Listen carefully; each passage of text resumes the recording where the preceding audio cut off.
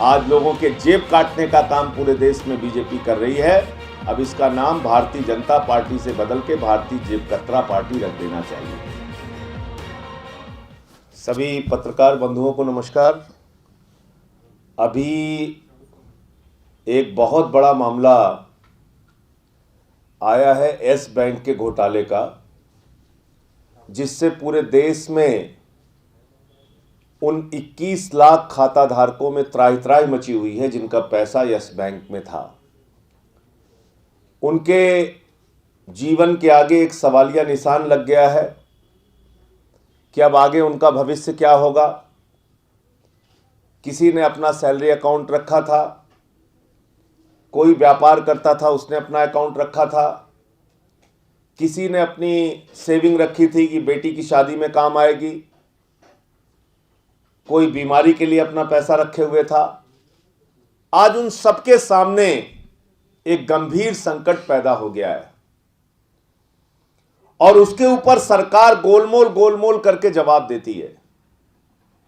लेकिन मेरा सीधे तौर पे यह कहना है कि जो भी इसके बड़े डिफाल्टर हैं, जिनकी वजह से आज यस बैंक बर्बाद हुआ है, जिन्होंने यस बैंक में आम आदमी के पैसे पर डकैती और लूट की है, वो कोई और नहीं है बल्कि भारतीय जनता पार्टी के मित्रों हैं, भारतीय जनता पार्टी के करीबी हैं, भारतीय जनता पार्टी के नजदीकी हैं, भारतीय जनता पार्टी के द्वारा उनको संरक्षण प्राप्त है।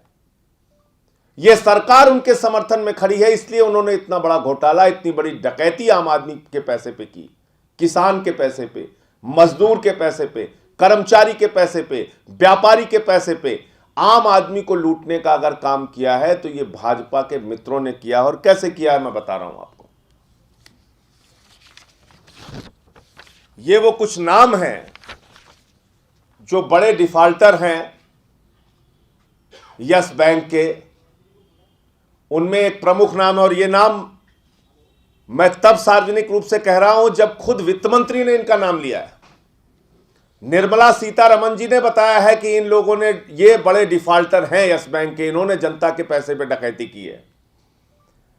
अनिल अंबानी ग्रुप 13,000 करोड़ रुपए का इनके ऊपर लोन है, 13,000 करोड़ रुपए का। और इन्होंने भारतीय जनता पार्टी को चंदा दिया है 20 करोड़ रुपए। दूसरे डिफाल्टर हैं एसएल ग्रुप, 3,300 करोड़ रुपए का कर्जा इन्होंने निकाला है यस बैंक से। और इन्होंने भारतीय जनता पार्टी को चंदा दिया है 2017 से 2019 के दौरान 40 करोड़ रुपए। रेडियस डेवलपर्स, ये तीसरे बड़े कर्जदार हैं यस बैंक के, या डिफाल्टर हैं, कर्जदार कहना सही शब्द नहीं होगा।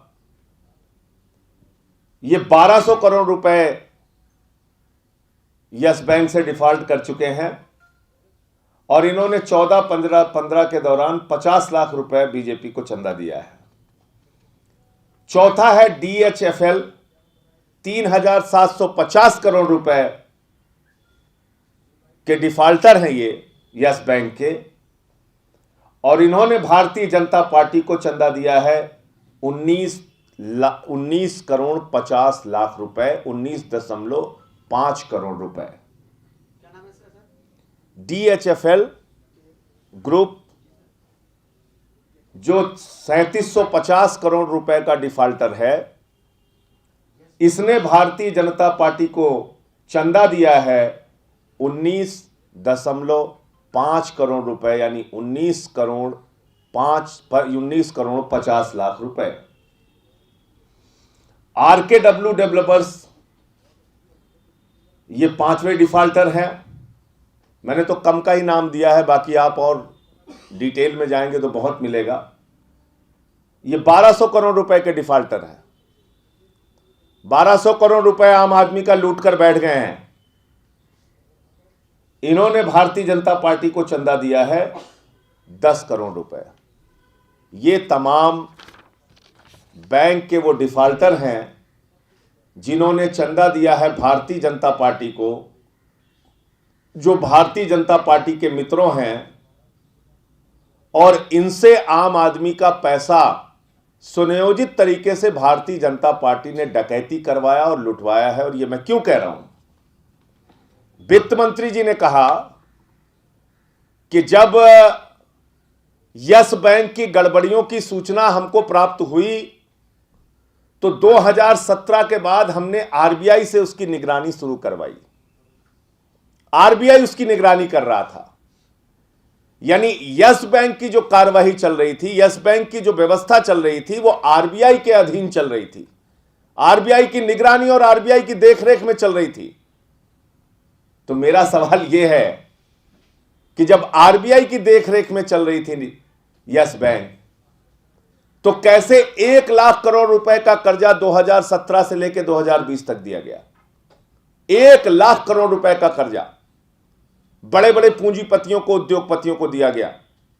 यह पैसा कैसे दिया गया? अगर वित्त मंत्री की जानकारी में था, आरबीआई की जानकारी में था, आरबीआई की निगरानी में था, आरबीआई की निगरानी में सब कुछ चल रहा था, तो कैसे 1 लाख करोड़ रुपए वहां से निकाला गया, लूट की गई, कर्जा दिया गया बगैर जाने समझे? क्या आपको पता नहीं इन कंपनियों की हालत क्या है? आपको पता नहीं है कि अनिल अंबानी की हालत क्या है, एसएल ग्रुप की हालत क्या है, डीएचएफएल की हालत क्या है, आरकेडब्ल्यू की हालत क्या है, इन कंपनियों की हालत क्या है, रेडियस डेवलपर्स की हालत क्या है? कई बार इनके बारे में अखबारों में आ चुका है, इनकी हालत खराब है, इस प्रकार की सूचनाएं सरकार के पास है। यह सब कुछ एक दिन में हो गया। तो सुनियोजित तरीके से भारतीय जनता पार्टी ने अपने करीबियों से, जिन्होंने उनको बड़े बड़े चंदे दिए थे चुनाव में, उनके माध्यम से यस बैंक में डकैती करवाई है, आम आदमी का पैसा लुटवाया है। यह मेरा सीधा आरोप है। और दूसरी बात, हिंदू हिंदू की बात भारतीय जनता पार्टी करती है। पूरे देश को हिंदू मुसलमान में उलझा रखा है। मैं तो कह रहा हूं कि भाजपा का जो एचएम वायरस है, हिंदू मुसलमान वायरस, यह कोरोना वायरस से भी ज्यादा खतरनाक है। पूरे देश को अपने इस वायरस ने अपने चपेट में ले रखा है। पूरे देश को हिंदू मुसलमान का वायरस पकड़ा रखा है। और पीछे से क्या करते हैं? जेब काटते रहते हैं, लोगों का जेब काटते रहते हैं। आज खबरें आई कि शेयर बाजार में 5 लाख करोड़ रुपए डूब गया लोगों का। वो 5 लाख करोड़ रुपए जो डूबा है वो हिंदुओं का है कि नहीं है? भारतीय जनता पार्टी बताए। 21 लाख खाता धारक जिनका पैसा डूबा है, वो हिंदू थे कि मुसलमान थे कि सिख थे कि ईसाई थे? आंकड़ा निकाल के देख लीजिए। लाखों की संख्या में हिंदुओं को आप लूट रहे हैं, बर्बाद कर रहे हैं। यहां तक कि 590 करोड़ रुपए हिंदुओं के प्रसिद्ध मंदिर जगन्नाथपुरी का भी 500 करोड़ रुपए लूट लिया गया यस बैंक के द्वारा। और किसने लूटा? यही भाजपा के मित्रों, यही भाजपा के सबसे बड़े भारत माता के रक्षक अनिल अंबानी, जिनको राफेल की डील दी गई। जिस ग्रुप ने हमारे ऊपर 5,000 करोड़ रुपए का डिफेमेशन किया था, वही 13,000 करोड़ रुपए, वही बहुत बड़ा डिफॉल्टर है। कहां से लाएंगे ये लोग पैसे? और सिर्फ ये सूची इतनी ही नहीं है, मैं आपको पढ़ के सुनाता हूं। और मैंने ये चिट्ठी ईडी को लिखी थी 20/5/2018 को। लगभग 2 साल हो गए ये चिट्ठी लिखे हुए। और मैंने इसमें कोई बहुत बड़ी मांग नहीं की थी। मैंने सिर्फ इतना कहा था कि ये जो बड़े बकायेदार हैं, इनकी जांच करो, और जांच करने के बाद जो लोग 50 करोड़ से ज्यादा के कर्जदार हैं, उनका पासपोर्ट जब्त किया जाए, जिससे वो हिंदुस्तान छोड़ के भाग ना पाए। आज देश के लोगों का पैसा लूटकर विजय माल्या विदेशों में बैठ के हमें चिढ़ाता है, नीरव मोदी बैठ के विदेश में हमको चिढ़ाता रहता है, ललित मोदी हमारी व्यवस्था को चिढ़ाता रहता है, मेहुल चौकसी हमारी व्यवस्था को चिढ़ाता रहता है, नितिन संदेशरा हजारों करोड़ लूटकर भाग के विदेश में बैठा हुआ है। तो ये तो अच्छा तरीका है, आम आदमी का पैसा लूटो और विदेश में जाके किसी देश की नागरिकता ले लो, जहां से सरकार की प्रत्यार्पण संधि नहीं है, तो उस देश से उसको ला भी नहीं सकते आप। हम लोगों ने कितनी खबरें देखी, विजय माल्या को पकड़ के लाया जा रहा है, इस बैरक में रखा जाएगा, यही तिहाड़ है, यही मुंबई का जेल है, आज तक नहीं आया विजय माल्या। हमने कितनी बार देखा कि ये नीरव मोदी है, यहां घूम रहा है, इसने दाढ़ी बनवा ली है, पकड़ा जाएगा, अब अंदर आएगा, अब पैसे वसूले जाएंगे, 1 रुपया नहीं आया। तो ये सरकार तो काला धन लाने वाली थी और देश के लोगों का पैसा लुटवाकर अपने मित्रों को बाहर भगाने का काम कर रही है। जाओ, ऐश करो, आराम से विदेशों में रहो, पूरी की पूरी भारतीय जनता पार्टी की सरकार तुम्हारे साथ खड़ी है। भाजपाइयों का नया नारा है, भाजपाइयों का नया फार्मूला है, ना हिंदू बचेगा ना मुसलमान बचेगा, और भाजपा के राज में हर इंसान लूटेगा, हर इंसान लूटेगा। क्योंकि नशा दे रखा है इन्होंने हिंदू मुसलमान का, उसमें सब लोग डूबे रहो। एक तरफ यहां दंगा फसाद कराते रहे दिल्ली में, दूसरी तरफ ये लूट करवाते रहे।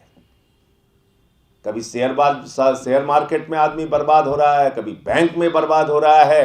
पीएमसी का घोटाला हुआ, एक बैंक बर्बाद हुई, पीएनबी में घोटाला हुआ, उसके बाद ये तीसरा घोटाला सामने आया है।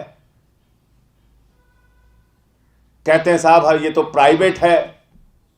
अरे भाई, 2 लाख करोड़ रुपए लोगों का लूट गया तो तुम प्राइवेट और सरकारी कर रहे हो, और जो सरकारी है उसको प्राइवेट करने पे लगे रहते हो। रेलवे को कह रहे हो हम प्राइवेट करेंगे, सेल को कह रहे हो हम प्राइवेट करेंगे, एयरपोर्ट को कह रहे हो हम बेचेंगे, एलआईसी को कह रहे हो हम बेचेंगे। तो पहले उनको प्राइवेट करते हो, जब बर्बाद हो जाते कहते हो तो प्राइवेट है। रिजर्व बैंक के लाइसेंस के बगैर, उनकी परमिशन के बगैर कोई बैंक खुलती नहीं है। सरकार की अनुमति के बगैर कोई ऐसे बैंक नहीं चला सकता। और अगर खुद निर्मला सीतारमण जी कह रही हैं कि 2017 से आरबीआई इसकी निगरानी कर रहा था यस बैंक की, तो 1 लाख करोड़ रुपए कर्जा 2017 से 2020 तक कैसे दिया गया? इसका मतलब ये जो कागज है ये साफ बता रहा है भाजपाइयों ने इन बेईमानों से चंदा लिया और उनसे ही लूट करवाई आम आदमी के पैसे की।